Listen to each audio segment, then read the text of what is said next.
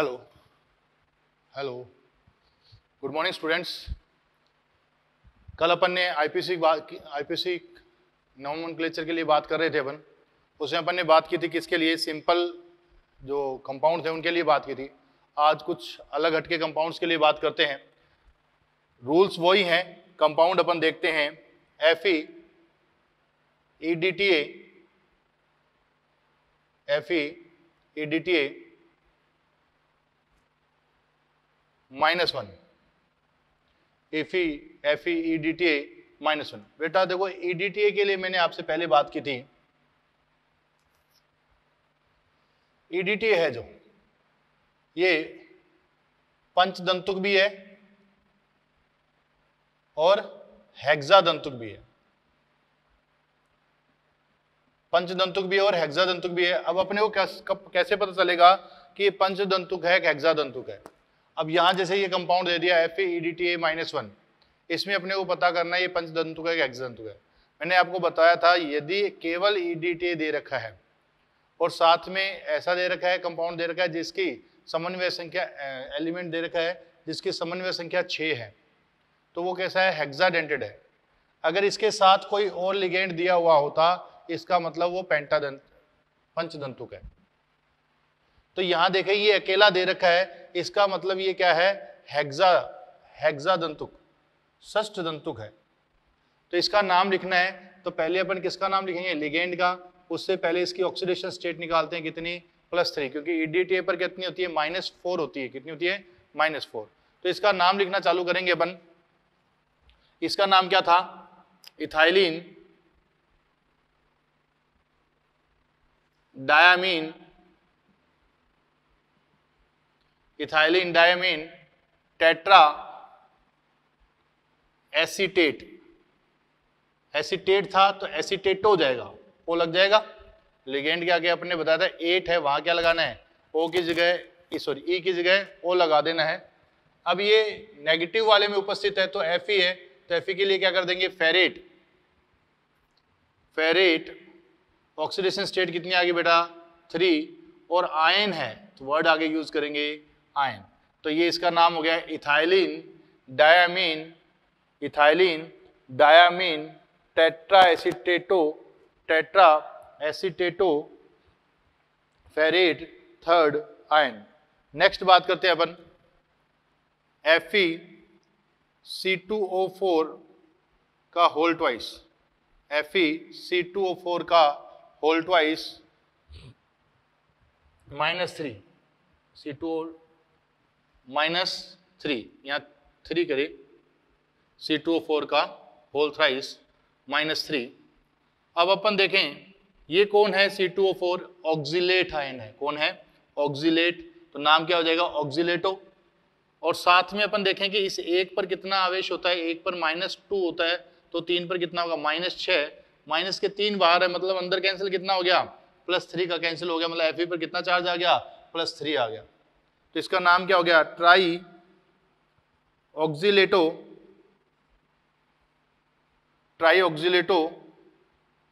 Negative में उपस्थित है, फेरेट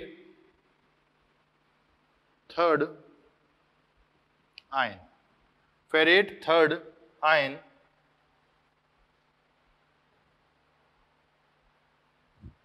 फेरेट 3rd आयन हो जाएगा। नेक्स्ट एग्जांपल अपन देखें इसका।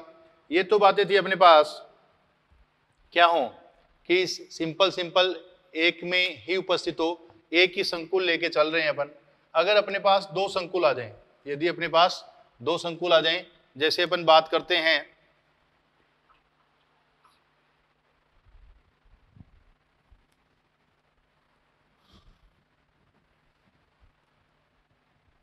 PT-NH3 का होल 4, CuCl4, ये आ गया, ये संकुल हो गया अपने पास PT-NH3 का होल 4 CuCl4। देखो बेटा 2 संकुल अलग अलग है। अब अपने को कैसे पता चलेगा, इसमें एक पॉजिटिव है दूसरा नेगेटिव है। अपन ने पहले बात कर चुके हैं, जो पहले लिखा हुआ होगा वो कैसा होगा, पॉजिटिव होगा, जो बाद में लिखा हुआ होगा वो होगा नेगेटिव। अब PT देखो कितनी समन्वय संख्या आ रही है, 4, मतलब यहाँ +2 है, तो इस पर +2 है तो पूरे पर -2 आ गया, सॉरी +2 आ गया बाहर, तो इस पर कितना होगा -2, तो इस पर +2 होगा, इस पर -4 हुआ तो कितना हो गया -2 हो गया। ये बात समझ में आ गई क्या? तो अपने को पता चल गया कॉपर पर +2 है, पीटी पर भी +2 है, और ये ऋणात्मक है संकुल है और ये धनात्मक संकुल है। पहले किसका नाम लिखना है? पहले अपने को धनात्मक संकुल का नाम लिखना है। धनात्मक संकुल का नाम लिखेंगे तो इसमें कितने हैं? 4 अमोनिया है, तो क्या लिखेंगे? Tetra amine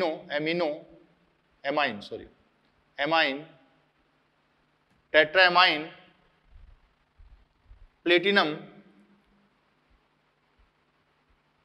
platinum oxidation state second. अब इस संकुल का नाम करते हैं टेट्रा क्लोरो। ये नेगेटिव वाले में पड़ा है बेटा, नेगेटिव वाले में पड़ा है तो क्या लगाना है? मेटल के आगे 8 लगाना है। क्यूप्रेट सेकंड, तो ये अपने पास क्या हो गया? इसका नाम हो गया। नेक्स्ट अपन देखते हैं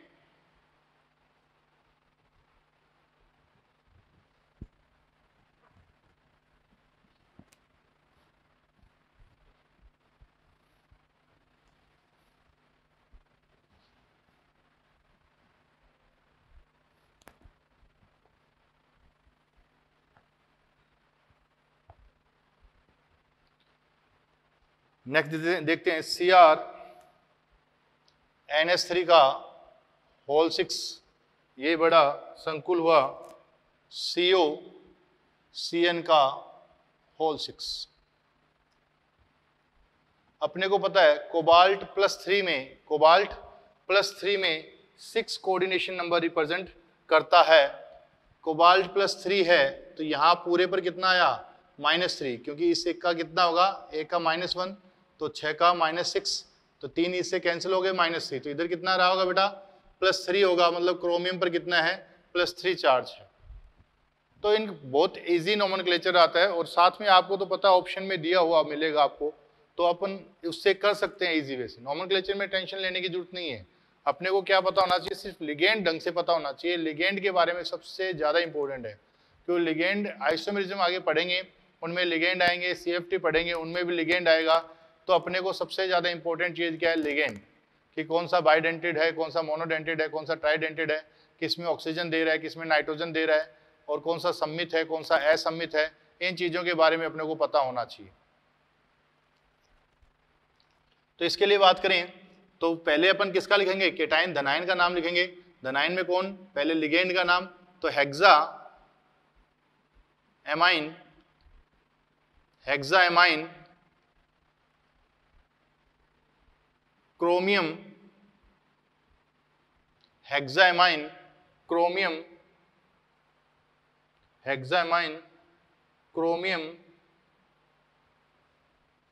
CH, क्रोमियम कितना है? 3 है, हेक्साएमाइन क्रोमियम। अब इसके ऊपर आते हैं नेगेटिव चार्ज वाले के ऊपर, तो इसमें पहले किसका नाम लिखेंगे अपन? साइनाइड का नाम लिखेंगे,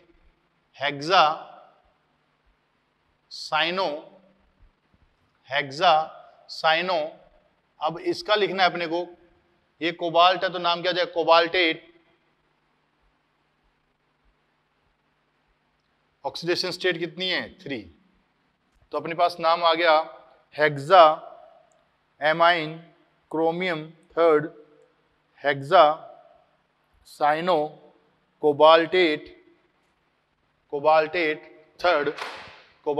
थर्ड कंपाउंड हो गया ये। अब नेक्स्ट बात करते हैं अपन सेतु लिगेंड, जिनमें सेतु लिगेंड उपस्थित हो, उनके बारे में बात करते हैं। उनका भी सेम ऐसे ही करना है, उनमें भी कोई चेंज नहीं आएगा। देखते हैं उससे पहले एक बात करते हैं कि सेतु लिगेंड क्या थे? सेतु लिगेंड एकल संयोजी। चिलेटिंग लिगेंड और सेतु लिगेंड में क्या डिफरेंस है बेटा? एक ही होते हैं? नहीं, दोनों ही अलग अलग चीज हैं।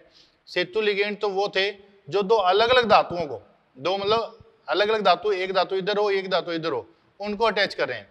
जबकि चिलेटिंग लिगेंड क्या थे, वो एक ही धातु के साथ दो कोऑर्डिनेट बॉन्ड बना रहे थे, एक ही धातु के साथ दो कोऑर्डिनेट बॉन्ड बना रहे थे। जबकि जो सेतु लिगेंड होता है वो दो अलग अलग धातुओं के साथ क्या करेगा, बंध बनाएगा, उसे क्या कहेंगे, सेतु लिगेंड कहेंगे। और सेतु लिगेंड में एक से ज्यादा लोन पेयर होते हैं, उसको सेतु लिगेंड कहते हैं। एक एटम के ऊपर ही क्या एक से ज्यादा लोन पेयर मिलेंगे अपने को, उन्हें सेतु लिगेंड कहते हैं। सेतु लिगेंड का नामकरण करने से पहले जो सेतु लिगेंड लिखेंगे उससे पहले अपने को क्या लगाना है, म्यू यूज करना है। क्या यूज करना है, म्यू का यूज करना है। बात करते हैं नेक्स्ट एग्जांपल लेकर बात करते हैं।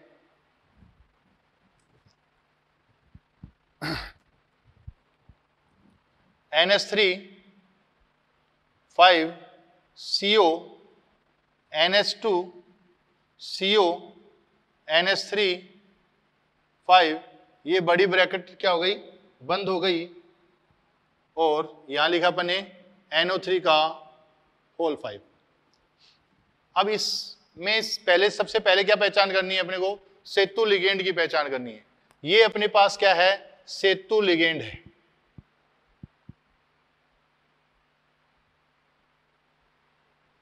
ये अपने पास क्या है, सेतु लिगेंड है। इसकी पहचान अपन कर चुके हैं। अब सेतु लिगेंड का नाम लिखना है, उससे पहले अपने को क्या लगाना है, म्यू लगाना है। तो इसका पूरे का नाम, इसका दो तरीके से नाम कर सकते हैं। दो तरीके से नाम करने से पहले अपन इसके ऊपर चार्ज देखें कितना है। इसके ऊपर कितना चार्ज होता है, NH2 के ऊपर -1 चार्ज होता है। अब देखिए बेटा, ये चार्ज हमेशा क्रॉस मल्टीप्लाई होता है। ये चार्ज कहां से आया होगा, यहां से आया होगा। कितना, +5 था, इस पर -1 था, तो क्रॉस मल्टीप्लाई हो गया इसका यहां पर और इसका यहां पर। ये बात समझ में आ गई कि अपन देखते हैं A पर +1 +3 है, B पर +-2 है, तो अपन क्या लिखते हैं, A2 B3 लिखते हैं। अगर इसको वापस ले जाएं तो ऐसे ले जाएंगे। तो यहाँ पर देखा अपन कोई चार्ज नहीं, मतलब 1 मान लेते हैं। और यहाँ पर 5 है तो 5 इसके ऊपर जाएगा और 1 इसके ऊपर जाएगा। ये बात अपने समझ में आ गई कि इस पूरे कॉम्प्लेक्स के ऊपर कितना चार्ज है, +5 चार्ज है। तो 1 माइनस का अंदर पड़ा है, तो ये उसके साथ जुड़कर क्या हो जाएगा, प्लस का हो जाएगा, प्लस का 6 हो गया। मतलब 3 इसके ऊपर रहा होगा और 3 इसके ऊपर रहा होगा। ये बात समझ में आ गई कि एक जो टोटल 6 है उसमें से एक अंदर ही कैंसिल हो गया, तो बाहर कितने गए, 5 ना। तो ये अंदर तो आपको कैंसिल करना आना चाहिए कि अंदर कितने कैंसिल हो रहे हैं। अंदर कितने कैंसिल हो रहा है, 1 कैंसिल हो रहा है, तो बाहर कितने जाएंगे, 5 जाएंगे। टोटल है कितने, 6 के प्लस के। तो अब नाम लिखना स्टार्ट करेंगे। अपन कहां से स्टार्ट करेंगे, इस अमोनिया NH3 से लिखना नाम स्टार्ट करेंगे। तो पेंटा एमाइन, पॉइंट से चलना है अपने को, यहां से चलिए अपन, पेंटा एमाइन, फिर कोबाल्ट, कोबाल्ट कितना है, 3। देखो बेटा अब कौन आ गया, सेतु लिगेंड आ गया। इसके लिए क्या लगाना है अपने को, म्यू लगाना है। इसका नाम क्या है, एमिडो। अब वापस यहां से चालू करना है, तो इसका नाम क्या है, पहले किसका लिखना है, लिगेंड का। तो पेंटा एमाइन,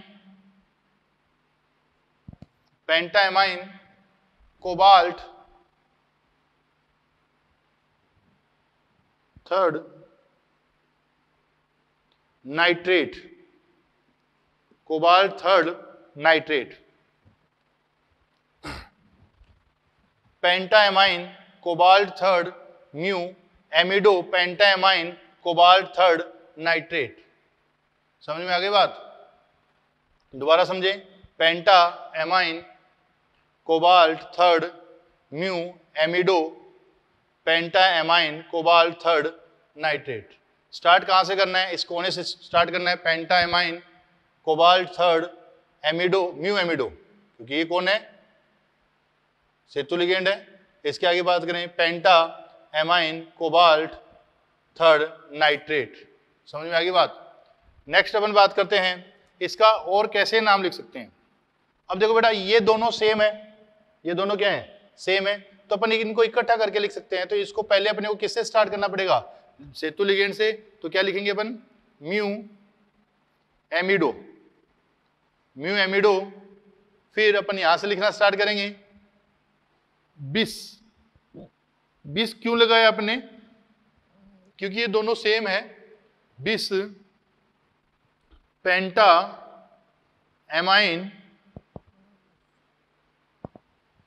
बिस पेंटा एमाइन। उसके बाद में बात करें कोबाल्ट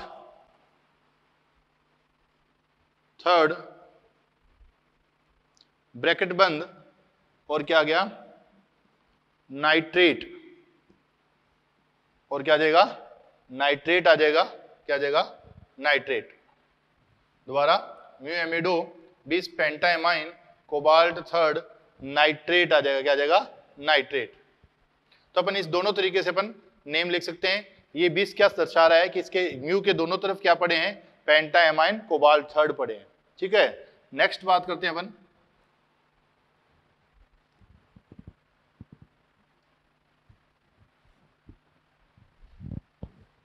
ये तो मैंने एक लिगेंड लिया था, एक सेतु लिगेंड लिया था। अब अपन दो सेतु लिगेंड लेकर बात करें। कितने सेतु लिगेंड, दो सेतु लिगेंड लेकर बात करें। NH4 का whole 4 CO NH2 OH CO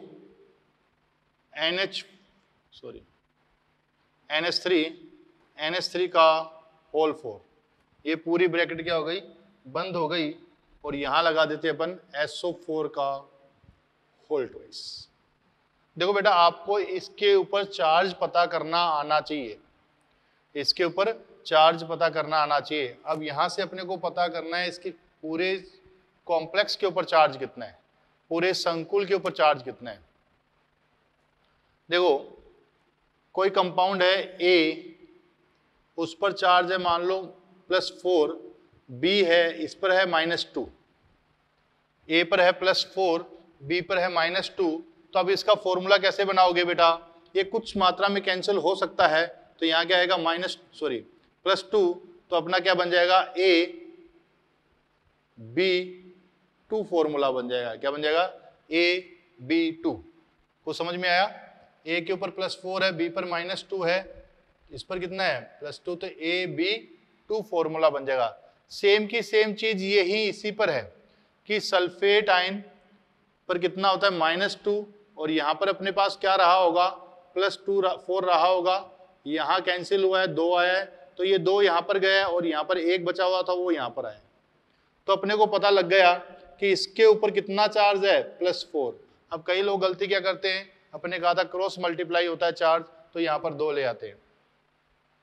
इस पर भी तो चार्ज देखना है अपने को, तो ये गलती मत करना, दोबारा बता रहा हूं, इसको समझ लो दोबारा। इस पर मान लो +4 है, इस पर -2 है, तो ये कुछ मात्रा में कैंसिल हो जाएगा, तो इस पर कितना बचेगा 2 ही तो बचेगा, ये 2 यहाँ पर आएगा। ऐसे ही अपन ने इस पर किया है, इस सल्फेट पर कितना होता है -2 होता है, तो यहाँ 2 कब आएगा, जब यहाँ +4 रहा होगा तभी यहाँ पर 2 आएगा। यहाँ पर +4 है, इस पर -1 होता है, इस पर -1 होता है, तो ये अंदर इसके अंदर कितना चार्ज रहा होगा कि बाहर +4 आए, इस पर पूरा 6 रहा होगा, इस पर मतलब +3 रहा होगा, इस पर +3 रहा होगा, ये +6 -2 कितने बचे, +4 बचे, ये +4 बाहर आए। तो ये चार्ज का पता करना आपको आना चाहिए, अगर चार्ज पता करना नहीं आया तो दिक्कत आ जाएगी। तो अपने को पता कर लिया। अब अपन यहां से स्टार्ट होते हैं, वही इधर से स्टार्ट होते हैं, tetra amine cobalt, tetra amine cobalt. अब बेटा देखो अपने पास 2 आ गए, ये कौन है एमिडो और ये कौन है हाइड्रोक्सो। तो पहले कौन आएगा एमिडो, तो अपन पहले इसका नाम लिखते हैं mu amido, mu amido, mu hydroxo, mu hydroxo. अब यहां से वापस स्टार्ट करते हैं, टेट्रा एमाइन कोबाल्ट थर्ड, यहां पर क्या आ गया सल्फेट, कोबाल्ट थर्ड सल्फेट आ जाएगा, क्या आ जाएगा कोबाल्ट थर्ड सल्फेट आ जाएगा। तो अपने पास हो गया tetraamine cobalt third mu amido mu hydroxo tetraamine cobalt third sulphate. ये एक नाम हो गया। दूसरा नाम कैसे लिखोगे बेटा? और अब इन दोनों को एक साथ लिख दे, पहले बात इन दोनों को साथ में लिख देंगे। पहले इनको नाम लिखेंगे अल्फाबेटिक क्रम में, म्यू एमिडो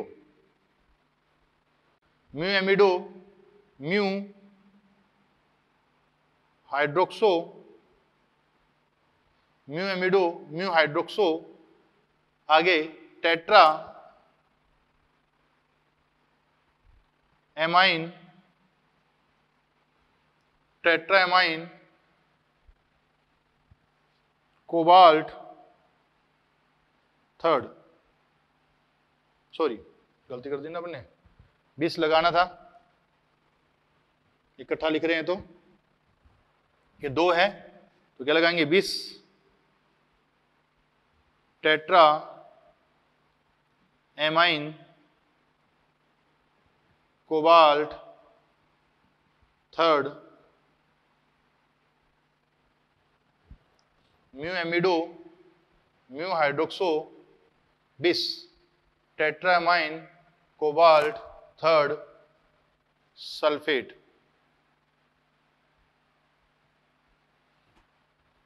तो ये अपना इसका नोमेनक्लेचर हो जाएगा। तो अपन दोनों तरीके से कर सकते हैं इसको, चाहे इस तरीके से करो चाहे उस तरीके से करो, दोनों तरीके से अपन कर सकते हैं। नेक्स्ट एक एग्जांपल और देखते हैं। पहला अपन ने देखा किसके आधार पर कि एक अपने पास क्या था, सेतु लिगेंड था। फिर अपन ने देखा 2 सेतु लिगेंड हैं। इस बार देखते हैं अपन सेतु लिगेंड 2 है परंतु दोनों सेम हो, सेतु लिगेंड 2 हो परंतु दोनों क्या हो, सेम हो। तो NH3 का whole twice PD OH PD NH3 का होल ट्वाइस SO4। इस बार देखो बेटा दोनों कैसे हैं, सेम है, दोनों कैसे हैं, सेम है। तो बात करें स्टार्ट, दोनों तरीके से कर सकते हैं। यहां से स्टार्ट करूं तो di amine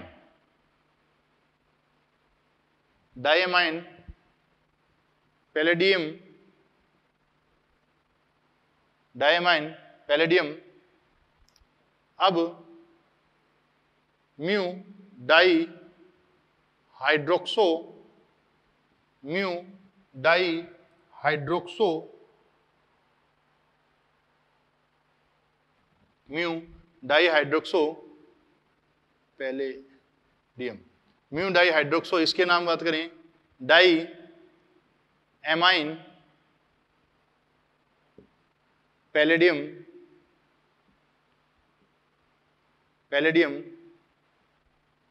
sulphate.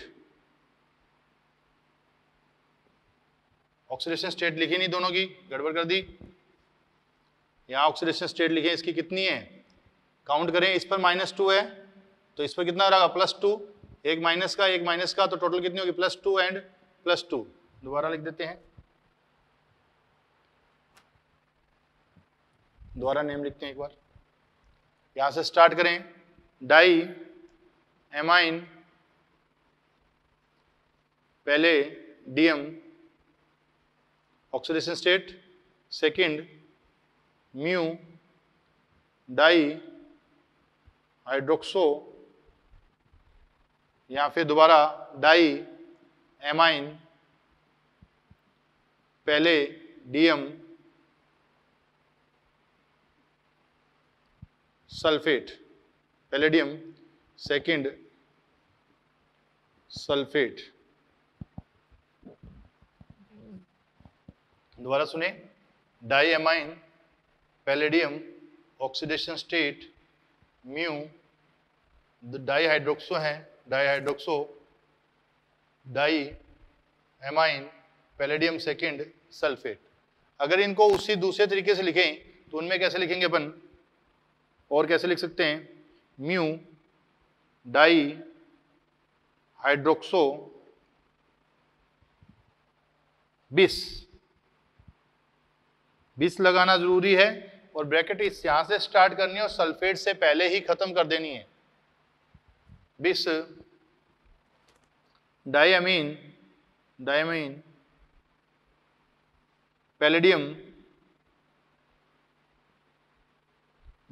Palladium second sulphate mu dihydroxo 20 diamine palladium second sulphate. Next बात करें अपन, तो ये अपना नोमेनक्लेचर में अपन बात कर चुके हैं। अगर अपन बात करें अब आगे, नोमेनक्लेचर में आप अपने मॉडल में दे रखे हैं, उनको कर लेना, क्वेश्चन कर लेना, क्वेश्चन भी काफी दे रखे हैं, उन क्वेश्चनों को करोगे आपको कुछ समझ में आएगा कैसे करने हैं। सिंपल सा इतना ध्यान रखना है नोमेनक्लेचर में, सबसे पहले किसका नाम लिखना है, केटाइन का नाम लिखना है, और केटाइन कैसा है देख लेना। केटाइन अगर संकुल है तो संकुल में पहले किसका नाम लिखना है, लिगेंड का नाम लिखना है, लिगेंड की संख्या लिखनी है। अगर एक से ज्यादा लिगेंड है तो उनको अंग्रेजी वर्णमाला क्रम में व्यवस्थित करना है। उसके बाद में क्या करना है, उसके बाद धातु का नाम लिखना है, धातु की ऑक्सीकरण अवस्था लिखनी है। अगर धातु ऋणात्मक संकुल में उपस्थित है तो क्या लगाना है, 8 लगाना है। क्या लगाना है, 8 लगाना है। तो इस हिसाब से अपन कर सकते हैं। नेक्स्ट बात करें अपन, इंपॉर्टेंट टॉपिक समावयवता। इंपॉर्टेंट टॉपिक समावयवता के लिए बात करें, इंपॉर्टेंट टॉपिक है समावयवता के लिए बात करें, वे यौगिक, इंपॉर्टेंट चीज, वे यौगिक जिनका अणुसूत्र समान हो, वे यौगिक जिनका अणुसूत्र समान हो परंतु संरचना तथा अंतरिक्ष में व्यवस्था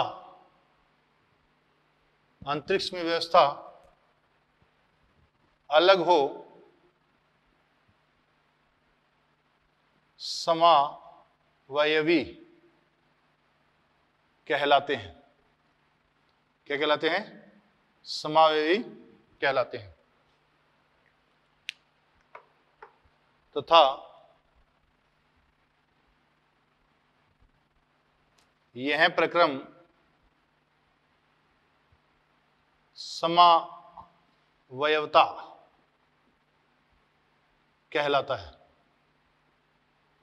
क्या कहलाता है, समावयवता कहलाता है, समावयवता कहलाता है। अब इंपॉर्टेंट बात जो अपने लिखी है उसके बारे में देखें, अणुसूत्र समान हो। क्या समान हो, अणुसूत्र समान हो परंतु संरचना सूत्र व अंतरिक्ष में व्यवस्था, संरचना सूत्र व अंतरिक्ष में व्यवस्था क्या हो, भिन्न भिन्न हो। यहां अथवा लगाना,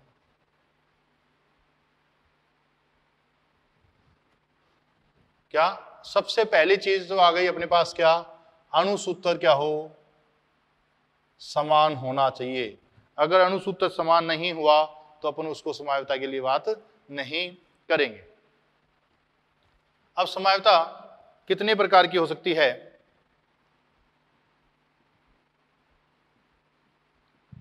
समावयवता 2 प्रकार की बात करेंगे अपन।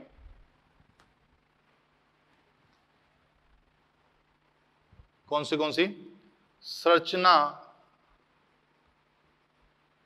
संरचनात्मक समावयवता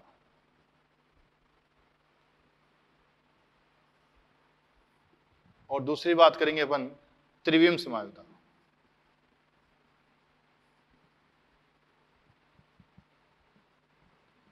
संरचना समावयवता है, त्रिविम समावयवता। संरचना समावयवता में बात करें, वे पहले अपन बात कर लेंगे संरचनात्मक समावयवता, इसको लेकर या यहां पर थोड़ा सा लिख देते हैं। वे यौगिक जिनका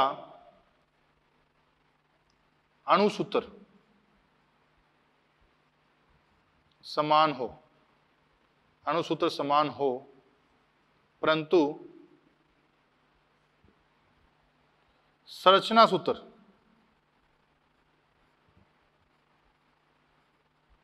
भिन्न हो। वे यौगिक जिनका अणुसूत्र समान हो परंतु संरचना सूत्र भिन्न हो क्या कहलाते हैं? संरचनात्मक समावयवी।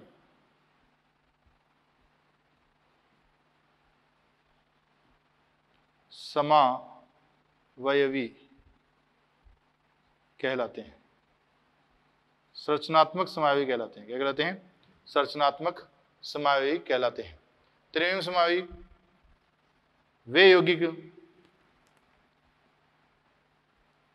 जिनका अणुसूत्र तथा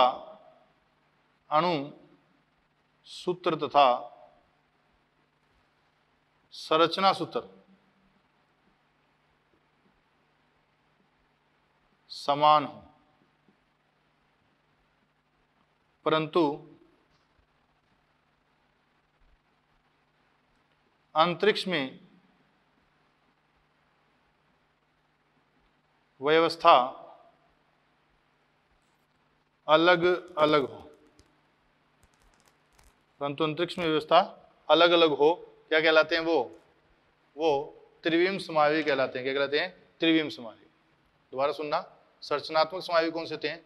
वे यौगिक जिनका अणुसूत्र समान हो परंतु संरचना सूत्र भिन्न हो, संरचनात्मक समावयवी कहलाते हैं। अणुसूत्र तो कैसा होना चाहिए? समान होना चाहिए, परंतु संरचना सूत्र कैसा होना चाहिए? भिन्न भिन्न होना चाहिए, संरचनात्मक समावयवी कहलाते हैं। त्रिविम समावयवी में क्या होगा? अणुसूत्र तथा संरचना सूत्र दोनों समान होंगे, परंतु उनके अंतरिक्ष में व्यवस्था अलग अलग होगी, उसे क्या कहेंगे? त्रिविम समावयविता कहेंगे। अब ये कैसे कैसे होते हैं उनके लिए बात करते हैं। पहला अपन लेके चलते हैं, कौन सा? संरचनात्मक समावयवी।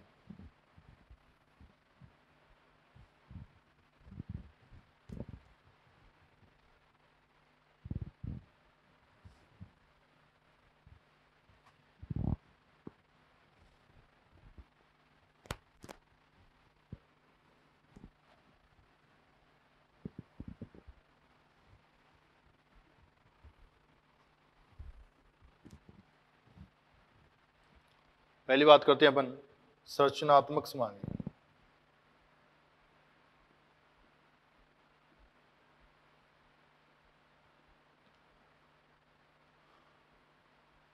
इसकी डेफिनेशन अपन बता चुके हैं कि संरचनात्मक समावयवी कौन से होंगे? जिनके क्या हो? संरचना भिन्न भिन्न हो, संरचनात्मक समावयवी कहलाएंगे। इसमें अपन पहली बात करते हैं आयनन समावयवता। आयनन समावयवता, देखो बेटा, एक एक के बारे में आपको ध्यान रखना है कि किसके लिए क्या जरूरी है, किसके लिए क्या जरूरी है। संरचनात्मक जो समावयवता होती है उसके लिए क्या जरूरी है, आगे पढ़ेंगे। हाइड्रेट समावयवता, उसके लिए क्या जरूरी है। उसके बाद में अपन बात करेंगे लिंकेज समावयवता, उसके लिए क्या जरूरी है। कोऑर्डिनेशन आइसोमेरिज्म, उसके लिए क्या जरूरी है। कोऑर्डिनेशन पोजीशन आइसोमेरिज्म, उसके लिए क्या जरूरी है।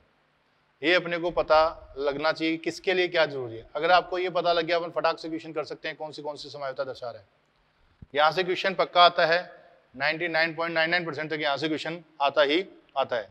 देखो, सबसे इंपॉर्टेंट जो चीज है पूछी जाती है कोऑर्डिनेशन केमिस्ट्री में, मैं पहले बता चुका हूँ आपको, आइसोमेरिज्म प्लस उसके बाद में CFT से सबसे ज्यादा क्वेश्चन पूछे जाते हैं, CFT और आइसोमेरिज्म से।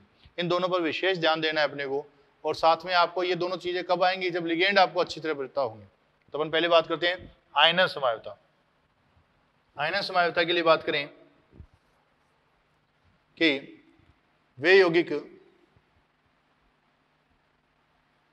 जो जल में अलग अलग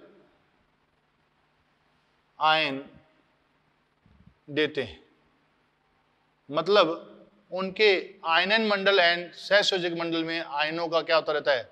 आदान प्रदान होता रहता है। या फिर अपन ऐसे लिख सकते हैं, और वे यौगिक जिनके आयनन मंडल तथा उपसंयोजक मंडल में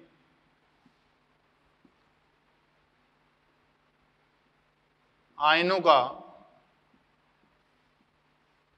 आदान प्रदान होता रहता है। आयनों का आदान प्रदान होता रहता है, उन्हें क्या कहा जाता है? आयनन क्या कहता है? आयनन समावयवी कहा जाता है। जैसे अपन बात करें Pt NH3 का होल 4 Cl2 Br2, एक सूत्र है, इसे अपने को बनाने हैं। कौन से बनाए? अपन ने पहला बनाया Pt की कोऑर्डिनेशन नंबर 6, ऑक्सीडेशन स्टेट यहाँ 6 है, 4 है। Pt NH3 whole 4 Cl2 Br2, Cl2 को बाहर ले जाएं, Br2 को अंदर ले जाएं। Pt NH3 का whole 4 Br2 Cl2 Br2 Cl2, एक Br बाहर ले आएं, एक Cl अंदर ले जाएं। Pt NH3 का होल 4 Cl Br, वो बाहर कौन आएंगे? Br Cl। Pt NH3 का होल 4 Cl2 Br2, यहाँ करें Pt NH3 का होल 4 Br2 Cl2, यहाँ देखा Pt NH3 का होल 4 Cl Br, एक Br बाहर, एक Cl अंदर। ये तीनों आपस में क्या हैं? ये तीनों आपस में आयनन समावयवी हैं। क्या है? आयनन समावयवी हैं। इन तीनों में जल में यहाँ पर अपने को क्या मिलेंगे? 2 Br2 मिलेंगे, यहाँ क्या मिलेंगे? 2 Cl2 मिलेंगे, यहाँ एक Br मिलेगा और एक Cl मिलेगा। तो ये तीनों ही आपस में क्या प्रदर्शित करेंगे? आयनन समावयवता प्रदर्शित करते हैं। नेक्स्ट अपन बात करें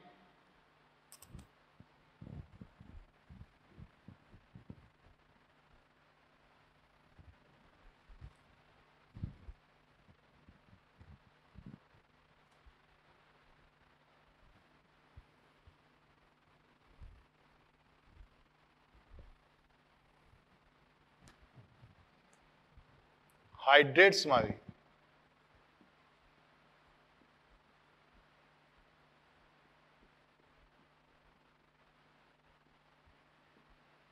हाइड्रेट समावयवता, हाइड्रेट समावयवता के लिए बात करें, हाइड्रेट समावयवी कौन से होंगे? हाइड्रेट समावयवी वो होंगे जिनमें क्या हो? वाटर मॉलिक्यूल का उपसंयोजक समन्वय मंडल तथा आयनन मंडल में चेंज होता हो। तो इसके लिए लिखें अपन, इसके लिए क्या जरूरी है? जल के अणु, हाइड्रेट से पता लग रहा है जल के अणु, जल के अणु अलग अलग होने चाहिए। जैसे एक एग्जांपल अपन लेते हैं, Cr, एक फॉर्मूला लिख देते हैं अपन, Cr Cl3.6H2O, इसके बनाएं Cr H2O का whole 6 and Cl3, Cr H2O का होल 6 एंड Cl3। इसमें बात करें, एक Cl अंदर ले जाएं, एक H2O बाहर ले जाएं, Cr H2O whole 5 Cl and Cl2.H2O। Second बात करें, एक और ले जाएं, Cr H2O का whole 4 Cl2 Cl and H2O। ये तीनों आपस में क्या कहलाएंगे? हाइड्रेट समावयवी, हाइड्रेट समावयवी कहलाएंगे। क्या कहलाएंगे? हाइड्रेट समावयवी कहलाएंगे। अपन देखें, यदि इसको एक और H2O बाहर ले जाएं एंड 3 Cl ले जाएं और यहाँ 3 H2O लिखें, ये हाइड्रेट समावयवी नहीं होगा, ये हाइड्रेट समावयवी नहीं होगा। तो अपन कहें कि इसके कितने हो रहे हैं, ये 3 हाइड्रेट समावी हो रहे हैं। तो यहाँ पर क्या हो रहा है कि जल के अणुओं का उपसेचक समन्वय मंडल तथा आयनन समन्वय मंडल के अंदर और बाहर H2O का आदान प्रदान हो रहा है। नेक्स्ट अपन बात करें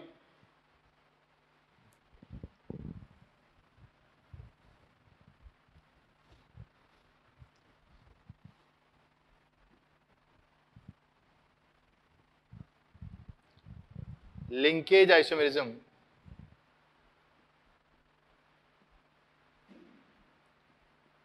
समावयवी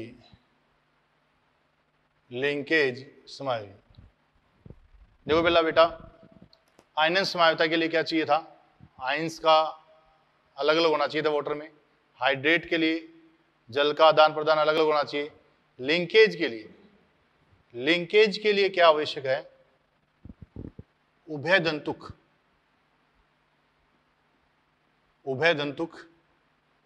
लिगेंड आवश्यक है। क्या आवश्यक है, उभयदंतुक लिगेंड आवश्यक है। किसके लिए, लिंकेज आइसोमेरिज्म के लिए। जैसे अपन बात करें CONH3 का होल 5 CN, और यहां पर कौन आ गया, Cl आ गया, Cl2, इस पर +3 होता है तो Cl2 आ जाएगा। अब देखें इसके साथ लिंकेज आइसोमेरिज्म कौन रिप्रेजेंट करेगा। इस Cn को अपन, ये उभयदंतुक लिगेंड है, इसको अपन ऐसे लिख सकते हैं क्या, CONH3 का होल 5 NC, और ये क्या बन गया, Cl2 बन गया। क्या बन गया, Cl2 बन गया। इसको अपन कहेंगे आपस में क्या है, रिप्रेजेंट कर रहे हैं लिंकेज आइसोमेरिज्म, या इनको अपन एक नाम और दे देते हैं सॉल्ट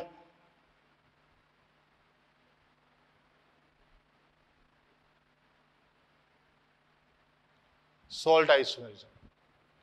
नहीं, एक और देखें एग्जांपल, CONH3 का होल 5 NO2 एंड साथ में कौन, Cl2। ये कौन है, नाइट्रिटोएन है। इसको अपन चेंज कर दें किसमें, CONH3 का होल 5 ONO Cl2। ये कौन हो गया, नाइट्रिटोएन हो गया। कौन हो गया, नाइट्रिटोएन। ऐसे ही अपन बात करें CrH2O 5 SCN, यहां कौन आ जाए, Cl2, और बात करें साथ में कौन, इसकी तरह CrH2O होल 5 CNS, तो ये क्या आ जाएगा, Cl2। ये भी आपस में क्या होंगे, आइसोमर होंगे। कौन से आइसोमर, NCS। ये भी कौन से होंगे, लिंकेज आइसोमेरिज्म होंगी, उभयदंतुक लिगेंड होंगे। तो अपने पास 3 संरचनात्मक समावयिता हो चुकी हैं। कौन सी, पहले अपन ने पढ़ी आयनन समावयवी।